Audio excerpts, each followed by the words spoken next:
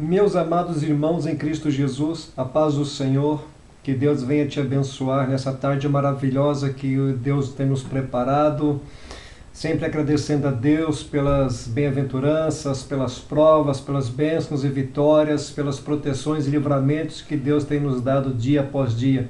Motivo sempre de estarmos gratos e adorando a Deus por tudo, porque Deus é Deus e sempre será Deus. A Ele toda a honra, toda a glória, força e louvor que o Senhor merece da nossa parte.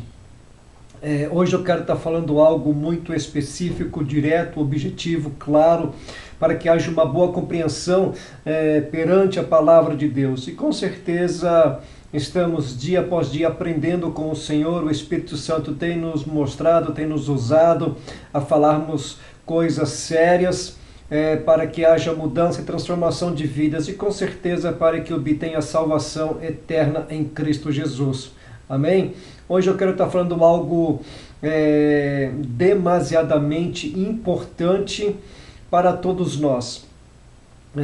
Se chama Renunciando o Mundo. Então se encontra em Êxodo capítulo 38, versículo 8. Cada referência bíblica que falamos aqui, ela tem um objetivo e realmente a palavra do Senhor fala conosco. Então que cada um possa prestar atenção, possa meditar, tirar o melhor de cada mensagem e que possamos nos aproximar de Deus e sermos íntimos do Senhor. Êxodo 38, versículo 8 nos diz assim: fez também a pia de cobre, como a sua base de cobre, dos espelhos das mulheres que se reuniam para servir à porta da tenda da congregação. Bênção de Deus, né? Às vezes as pessoas não podem compreender ou entender a mensagem de início, mas com certeza o Espírito Santo irá nos ensinar a interpretação revelada para que possamos ver como Deus fala de todas as formas para conosco.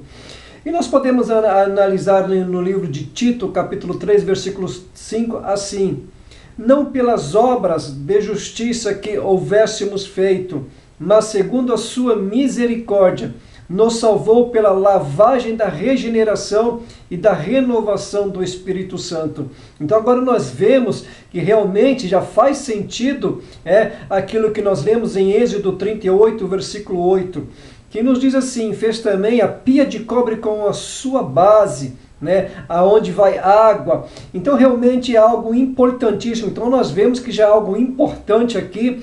E outra coisa também que nos chama muito a atenção para servir à porta da tenda da congregação. Fala de renúncia. Isso é bênção de Deus para nos aproximarmos e termos intimidade com o Senhor. Temos que renunciar muito do nosso eu, deixar muita coisa para nos aproximarmos de Deus, porque sem salvação ninguém verá a Deus. Mas nós vemos aqui também pela palavra que, não pelas obras de justiça que houvéssemos feito, mas segundo a sua misericórdia, nos salvou pela lavagem da regeneração e da renovação do Espírito Santo. O ato da lavagem significa renúncia. Então, olha só que coisa extraordinária. Lavar significa renúncia. É um ato que fazemos para que renunciarmos a nossa vida e para adorarmos a Deus. Quando descemos as águas batismais, morremos para o mundo e nascemos uma nova criatura em Cristo Jesus. Por isso que eis que tudo se fez novo, agora nós somos uma nova criatura. Isso realmente é importante, porque olha só, essas mulheres renunciaram à vaidade do mundo. Então quer dizer, por quê? Porque elas serviam na congregação. Que bênção de Deus. Então, nós renunciamos o mundo para servir a Deus, para fazer a obra de Deus, trabalhar para o Senhor. Isso é realmente gratificante, é bem-aventurado, somos felizes e alegres por isso. Então o Senhor tem estado conosco sempre, ministrando as nossas vidas. Bendito seja Deus. Olha só o que diz em 1 João, capítulo 2, versículos 15 ao 17. Não amem o mundo, nem o que nele há. Se alguém amar o mundo, o amor do Pai não está nele. Pois tudo o que há no mundo, a cobiça da carne, a cobiça dos olhos e a ostentação dos bens, não provém do Pai, mas do mundo. O mundo e a sua cobiça passam, mas aquele que faz a vontade de Deus permanece para sempre. O Senhor sabe, Deus sabe que nós vivemos neste mundo. Este mundo tem muitas coisas pomposas, né, para oferecer para quem queira. O Senhor sabe que nós temos que trabalhar, o Senhor sabe que nós temos que vestir, que nós temos que comer. Deus sabe que nós temos que viver. O que Deus quer nos dizer aqui, que não coloquemos nada disso acima de Deus, né? O Senhor sabe que nós temos que ter um bem-estar, que nós temos que ter saúde, mas que nada venha se sobrepor acima de Deus, porque Deus não dá a sua glória para ninguém. É claro que nós queremos ter uma boa vida, uma boa casa, um carro, comer bem, vestir bem. Então nós queremos estar bem perante a sociedade. Isso não é errado. É errado nós querer ter essas coisas como ostentação. Então isso não agrada a Deus. Por quê? Porque aqui já diz que não provém de Deus, mas provém do mundo. Então que nós possamos ter as coisas para a glória de Deus. Mais uma vez eu afirmo, não é errado querer termos as coisas, mas o que nós queremos seja feito para a glória de Deus, para agradar a Deus, que o Senhor irá nos recompensar segundo a sua boa vontade. Amém? Isso é bênção de Deus. Mas agora vem uma palavra um pouco difícil, para ver aquelas pessoas que amam mais o mundo do que a Deus. Em Tiago capítulo 4, versículo 4 ao 10, que diz assim, é uma palavra forte, diz assim: adúlteros e adúlteras, não sabeis vós que a amizade do mundo é inimizade contra Deus? Portanto, qualquer que quiser ser amigo do mundo, constitui-se inimigo de Deus. Ou cuidais vós que em vão diz a Escritura, o Espírito que em nós habita tem ciúmes? Antes que dá maior graça, portanto diz, Deus resiste aos soberbos, mas dá graça aos humildes. Sujeitai-vos, pois, a Deus, resisti ao diabo e ele fugirá de vós. Chegai-vos a Deus e ele chegará a vós outros. Limpai as mãos, pecadores, é voz de duplo ânimo, purificai os corações, senti as vossas misérias e lamentai, e chorai, converta-se o vosso riso em pranto e o vosso gozo em tristeza. Humilhai-vos perante o Senhor e Ele vos exaltará. Então nós vemos, meus amados irmãos em Cristo Jesus, servos do Deus vivo, então que pessoas que amam mais as coisas do mundo, buscam só as coisas do mundo. A palavra do Senhor aqui fala que Deus não tem com essas pessoas. Então quer dizer, você que ama mais o mundo, que é amigo do mundo, você se torna inimigo de Deus. Então a palavra ela é tão clara, tão esclarecedora para nós, que é impossível não avaliarmos e não ponderarmos esta palavra santa de Deus que diz Tiago. Então, as coisas do mundo nós podemos ter, mas que o nosso amor sempre esteja em Deus. Se você compra um carro, não ostente esse carro. Se você compra uma casa, um apartamento, não importa que imóvel você compra. Fala que é para a glória de Deus, mas com o coração contrito e aquebrantado, não com soberba, porque Deus diz que resiste aos soberbos, aos arrogantes, aos prepotentes, aos orgulhosos, aos egoístas, aos avarentos. E Deus disse que dá graça aos humildes. Resistir ao diabo e ele vai fugir de vós. Não ponha o seu coração em coisas mundanas, né? Como diz a palavra de Deus, faça, né?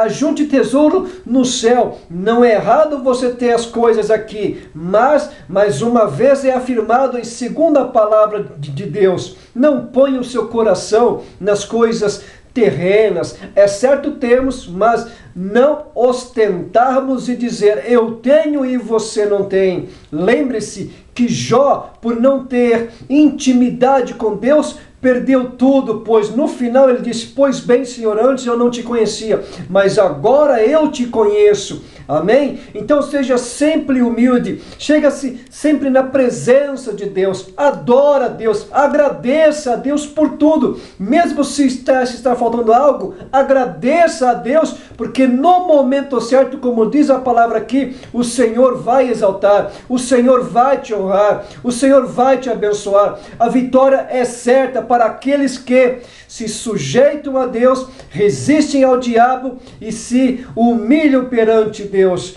No tempo certo o Senhor diz que vai nos exaltar. Isso é bênção, isso é coisa para estarmos glorificando e exaltando o nome de Deus. Glorifiquem a Deus, adorem a Deus, faça uma declaração de amor ao Senhor, como está lá no Salmo 18, eu te amo, ó Senhor, meu Deus da minha salvação.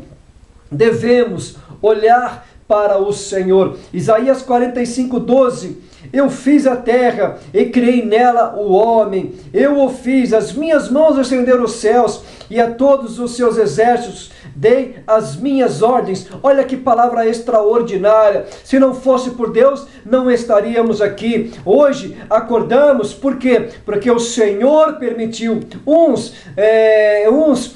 Senhor recolheu, porque Deus achou por graça tirar dessa terra, porque o Senhor chamou para si. Então glorifique a Deus, porque é tudo para a glória de Deus. Olha só o que diz mais ainda, Deus quer que olhemos só para Ele. Miqueias 7, versículo 7. Meus amados irmãos, mas quanto a mim, ficarei atento ao Senhor, esperando em Deus, o meu Salvador, pois o meu Deus me ouvirá. Clama a Deus, espera em Deus, não coloque nada na frente de Deus, não haja por suas próprias mãos, não faça justiça pelas suas próprias mãos. O Senhor sabe o momento certo.